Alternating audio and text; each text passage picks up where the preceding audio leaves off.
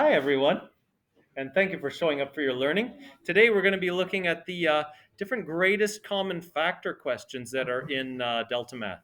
So you'll notice that there's a whole different selection of them for you to try, and I would encourage you to have some blank paper ready. Your first step is always copy out the question carefully. And then we have to ask the question, what is the greatest factor that's common to all of these numbers? And factor trees can really help in these cases. 27 is equal to 3 times 9 is equal to 3 times 3. And we find that by saying 27. It's not divisible by 2, so let's check 3. Oh, it turns out to be divisible by 3 times. And then 63, well, I can look at that and see, well, it's divisible by 3 as well. That gives me 21.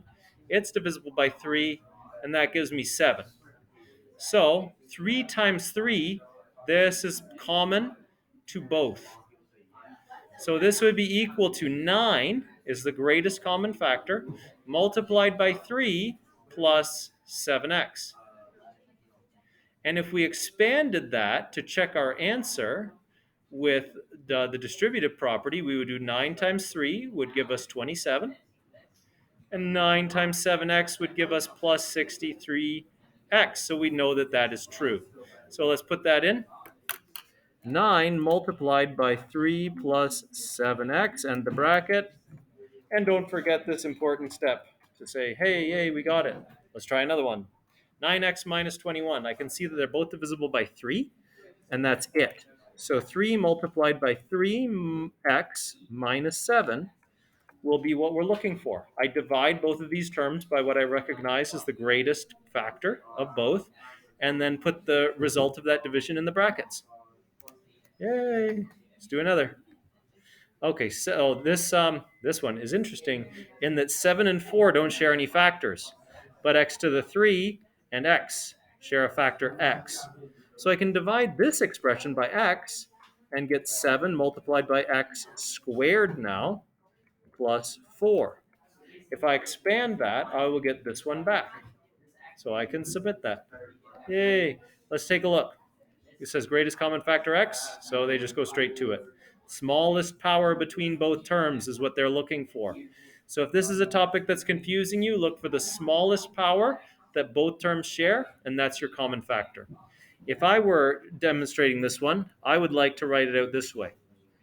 7x to the 3 plus 4x, we could rewrite that 7x to the 3 as 7 times x times x times x plus 4 times x. And I can see at least one x is common to both. So if I factor that x out, I would be left with 7 times x, which is x squared, plus 4. No x is left over, so we're done. Okay. And that's what they get there too. All right, so that's the first level of greatest common factor. Let's look at the next level. All right, 60x cubed plus 50x to the 5. All right, so of course, our first step is to copy it up beautifully in a beautiful blue pen. You can choose the color of pen you like. It should not affect your answer, unless you choose white, in which case it's not a very useful pen color. And then I notice x to the 3 is common to both, and the number 10. So I can factor out a 10x to the 3. If I divided that by 10x to the 3, I would get just 6. And if I divide that by 10x to the 3, I will get 5x to the 2. How do I know that that's x to the 2? Well, let's take a look. X to the 5 divided by x to the 3 is going to be, well, it's going to use your exponent laws. If you recognize that when you're dividing exponents with the same base, you subtract the exponents, then that will lead you to the correct answer of x squared. But if you're not sure, write it out with multiplication. Here's x to the 5. X times x times x times x times x. That's x to the 5. Divided by x to the 3. X times x times x. And then we get out our canceling pen, which is always a different color for dramatic effect. Cancels, cancels. This is just 1. X divided by x is 1. This is 1. And this is 1. And we're left with x squared. So this way we can see why it has the when you're dividing exponents of the same base, subtract the exponents. We can see where that comes from. So let's go back to our answer. 10x to the 3 times 6 plus 5x squared. 10x to the 3 multiplied by 6 plus 5x squared. Oh, the bracket doesn't belong up there. It belongs down there. Don't forget to say good job and try the next harder level. Greatest common factors, variables only. Let's try it. Here I see that y to the 1 is the biggest one, and x to the 3 is the biggest one. So we're going to have x to the 3 multiplied by y is our biggest common factor. And then I can multiply that by x to the 2 plus y to the 3. And that will recreate that expression. How do we do that? It's all an extension of that when multiplying or dividing different powers, you subtract the exponents. So if I start with x to the 5, y, you can remember that's y to the 1, plus x to the 3, y to the 4. Then we notice that the biggest common factor is y to the 1. That's the smallest number of y between all the terms. And the biggest one of x is x to the 3. Okay? So those together would be, of course, x to the 3, y. And that's what I took out as a common factor here. And then in order to get what's inside the bracket, I took away 3 of the x's from that exponent, and I took away the y in the first term to get that one there. And then here, all 3 of the x's went away, so I was just left with y to the 3 when I took away one of the y's. Submit that answer. Yes. Hooray! They do they notice the smallest powers, and then they have the final factoring. So it's the same.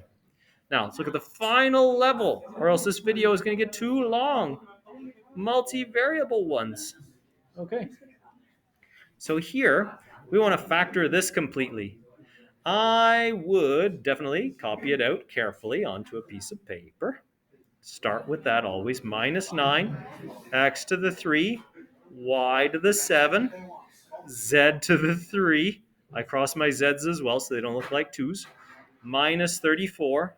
The person who loves Fibonacci numbers is here again. X squared, y to the 3, z to the 7. Okay, cool. Now, I notice that there's no number factor that's common to 9 and minus 34, because 34 does not have 3 as a factor, and that's the only factor that 9 has. Except they both have factor negative 1. So let's factor that out.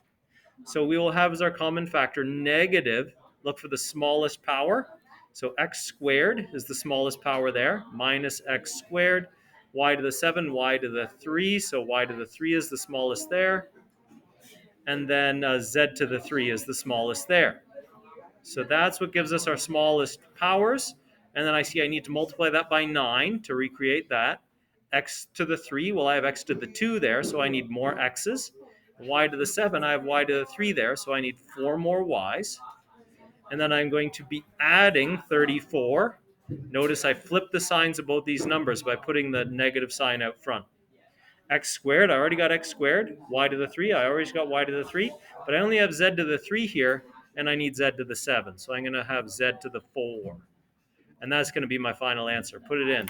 This is negative x squared, y to the 3, z to the 3, bracket 9 multiplied by x multiplied by y to the 4 plus 34 multiplied by z to the 4. End the bracket down on the right level. Submit the answer. Hooray! Okay, and there, just look at the beautiful walkthroughs they give you. It probably might make more sense than my walkthrough, and in which case you want to learn from whichever person necessary. All right, any questions you have about this, hit me up by email or ask me right now. And thank you for showing up for your learning, everyone.